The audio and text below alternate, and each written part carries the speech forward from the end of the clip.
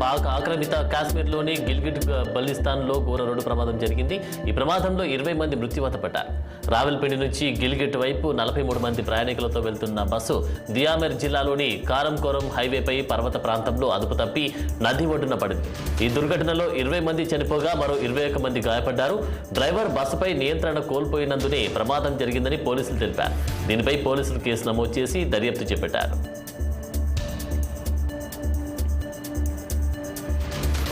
Kazakhstan మాజీ ఆర్థిక మంత్రి కువాంటిక్ బషీంబాయోవ్ తన భార్య సాల్టానాట్ను కొట్టి చంపారు. సాల్టానాట్ నొకేవోనోవా గత నవంబర్లో ఓ రెస్టారెంట్లో శవమై కనిపించింది. ఆ రెస్టారెంట్లో 8 గంటల పాటు తన భార్య సాల్టానాట్పై విచక్షణారహితంగా దాడి చేశారు. దీంతో మెదడుకు తీవ్ర గాయాలు కావడంతో ఆమె మరణించింది. ఇటీవల కోర్టులో విచారణ సమయంలో మొత్తం సంఘటన యొక్క వీడియో బయటపడింది. అందులో బిషింబాయోవ్ తన భార్య సాల్టానాట్పై క్రూరంగా దాడి చేసినట్టు కనిపించింది. అతను తన భార్యను ఆమె జుట్టుతో ఒక ప్రత్యేక గదికి లాగడం వీడియోలో కనిపిస్తుంది. సాల్టానాట్ పారిపోవడానికి ప్రయత్నించినప్పుడు బషీంబాయోవ్ కొట్టడాన్ని ప్రాసిక్యూటర్ కోర్టులో చెప్పారు.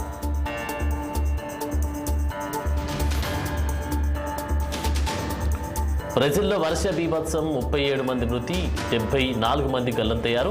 బ్రెజిల్లోని దక్షిణ రాష్ట్రమైన రియో గ్రాండే డోసుల్ భారీ వర్షంతో కొండ చర్యలు విరిగిపడ్డాయి. ఈ భారీ వర్షాల తాకిడికి 37 మందికి మరణించారు. ఇక 74 మంది అదృశ్యమయ్యారు. ఇది చరిత్రలోనే అత్యంత దారుణమైన విపత్తుగా అధికారులు పేర్కొంటున్నారు. ప్రస్తుతం రెస్క్యూ ఆపరేషన్ ముమ్మరంగా సాగుతుంది. కూలిన ఇళ్లు, వంతెనలు, రోడ్ల శిథిలాల మధ్య చిక్కుకున్న వారిని గుర్తించేందుకు రెస్క్యూ సిబ్బంది తీవ్రంగా శ్రమిస్తున్నారు. మరోవైపు గవర్నర్ ఎడ్వర్డో లైట్ అత్యవసర పరిస్థితిని ప్రకటించారు. మృతుల సంఖ్య మరింత పెరిగే అవకాశం ఉందని గవర్నర్ విచారం వ్యక్తం చేశారు. కృత్రిమ మేధ క్రమంగా అన్ని రంగాల్లోకి ప్రవేశిస్తుంది. యుద్ధ విమాన పైలట్ గాను అది ఎదిగింది. తాజాగా AI నియంత్రిత F-16 ఫైటర్ జెట్ అమెరికాలో గగనతలంలో విహరించింది.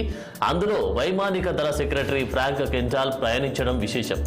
1990లో స్టెల్త్ పరిజ్ఞానాన్ని ప్రవేశపెట్టాక సైనిక విమానయాన రంగంలో చోటు చేసుకున్న అతిపెద్ద పురోగతి AI సాంకేతికత. ఈ టెక్నాలజీ ఇంకా పూర్తి స్థాయిలో రూపుదిద్దుకున్నప్పటికీ 1000 AI ఆధారిత జెట్లను 2028 నాటికి ప్రవేశపెట్టాలని అమెరికా వాయుసేన భావిస్తోంది. తాజాగా గగన విహారం చేసిన AI నియంత్రిత F-16కు విస్తా అని పేరు పెట్టారు.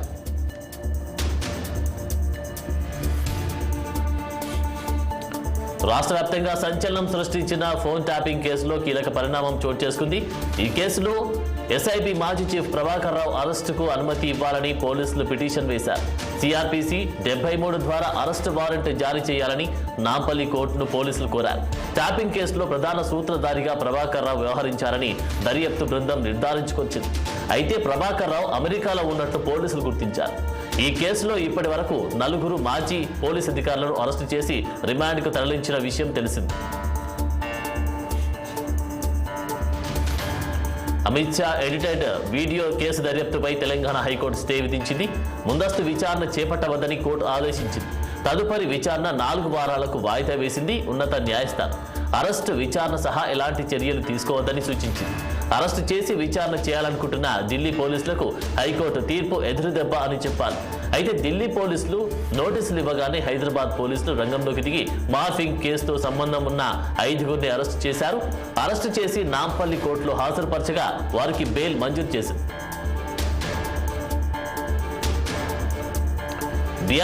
బీఆర్ఎస్ కు షాక్ నిస్తూ తెలంగాణ హైకోర్టు సంచలన తీర్పు ఇచ్చింది.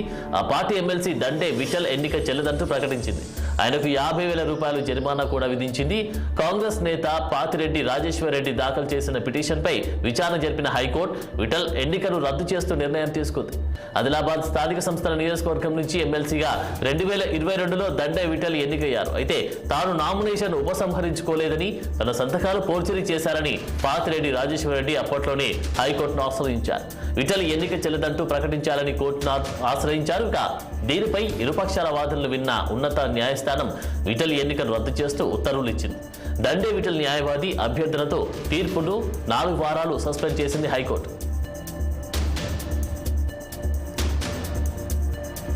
తెలంగాణలో హోమ్ ఓటింగ్ కొనసాగుతోంది. ఎన్నికల పోలింగ్ శాతం పెంచేందుకు కేంద్ర ఎన్నికల సంఘం పలు రకాల చర్యలు చేపట్టింది.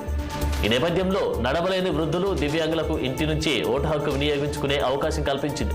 ఈ ప్రక్రియను ఎన్నికల అధికారులు మొదలుపెట్టారు. ఫామ్ 12D ద్వారా దరఖాస్తు చేసుకున్న వారిని మాత్రమే అర్హులుగా గుర్తించారు.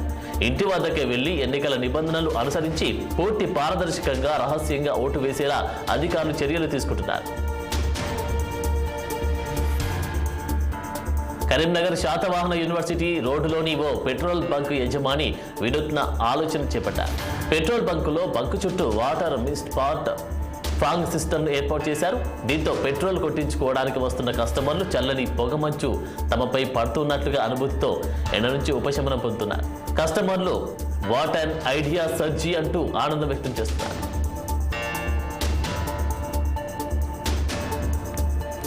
ఆంధ్రప్రదేశ్లో ఎన్నికలు జరుగుతున్నందున పవన్ కళ్యాణ్ షూటింగ్స్ కు బ్రేక్ ఇచ్చి రాజకీయాల్లో ఫుల్ బిజీ అయిపోయారు.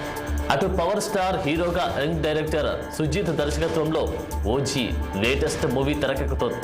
దర్శకుడు సుజిత్ పవన్ కళ్యాణ్ ను ఏ విధంగా చూపిస్తాడో అని ప్రేక్షకులు ఓజీ సినిమాపై భారీగా అంచనాలు పెట్టుకున్నారు. ఓజీ చిత్రం నుంచి రిలీజ్ అయిన first look posters, glimpse video సినిమాపై భారీ అంచనాలు పెంచేసింది. మరోవైపు పవన్ కళ్యాణ్ హీరోగా నటిస్తున్న హరిహర వీరమల్లు సినిమా టీజర్ కూడా రిలీజ్ అయింది. సినిమాను ఈ ఏడాదిలోనే విడుదల చేస్తున్నట్లు మేకర్స్ ఆ టీజర్లో ప్రకటించారు.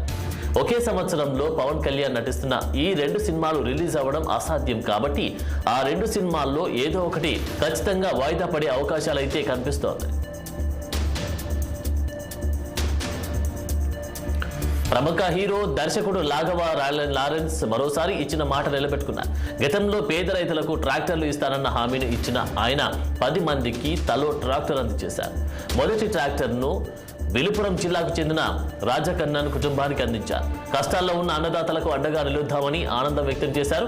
ఆ రైతు తన చెల్లి భర్త చనిపోవడంతో వారి ఫ్యామిలీని కూడా చూసుకుంటున్నారు. తాను ఆ రైతు కళ్ళల్లో ఆనందం చూడాలని టీతో వెళ్లి సడన్ సర్ప్రైజ్ ఇచ్చినట్లు లారెన్స్ తెలిపారు. రైతుకు ట్రాక్టర్ అందివ్వడం చాలా ఆనందంగా ఉందని లారెన్స్ పేర్కొన్నారు.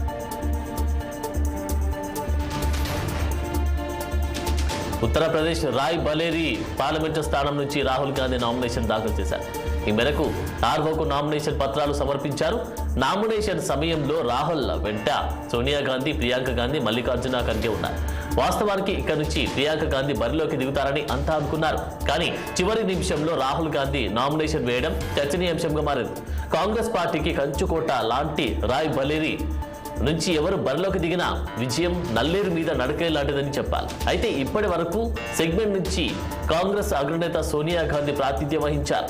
ఆమె ప్రతిపక్షాల ప్రత్యేక రాజకీయాల నుంచి తప్పుకోవడం, ఇక రాజస్థాన్ నుంచి రాజ్యసభకు ఎన్నికవడం వంటి పరిణామాలతో రాహుల్ గాంధీ పోటీలోకి దిగుతున్నారు. వీడియో కాన్ఫరెన్స్ ద్వారా కాకుండా తనను నేరుగా కోర్టులో హాజరుపరచాలని బీఆర్ఎస్ ఎమ్మెల్సీ కల్వకుంట్ల కవిత కోరారు. ఈ మేరకు ఆమె అధికారుల ద్వారా కోర్టుకు రాతపూర్వక విన్నవించారు. అయితే కవిత వినతిపై కోర్టు అధికారులు ఎలాంటి నిర్ణయం తీసుకుంటారో అన్న దానిపై ఉత్కంఠ నెలకొంది. ఢిల్లీ మద్యం పాలసీ కేసులో అరెస్ట్ అయిన కవిత విచారణ ఖైదీగా తిహార్ జైల్లో ఉన్న విషయం విదితమే. ఇక ఆమె జ్యుడిషియల్ కస్టడీ ఈ నెల 7తో ముగియనుంది. గతంలో కవిత కస్టడీ ముగియగానే వీడియో కాన్ఫరెన్స్ ద్వారా కోర్టులో హాజరుపరిచారు. కోర్టుకు హాజరైన సందర్భంగా కుటుంబ సభ్యులను కలిసే అవకాశం ఉండడంతో ఈ విచారణకు నేరుగా హాజరుపరచాలని ఆమె కోరారు.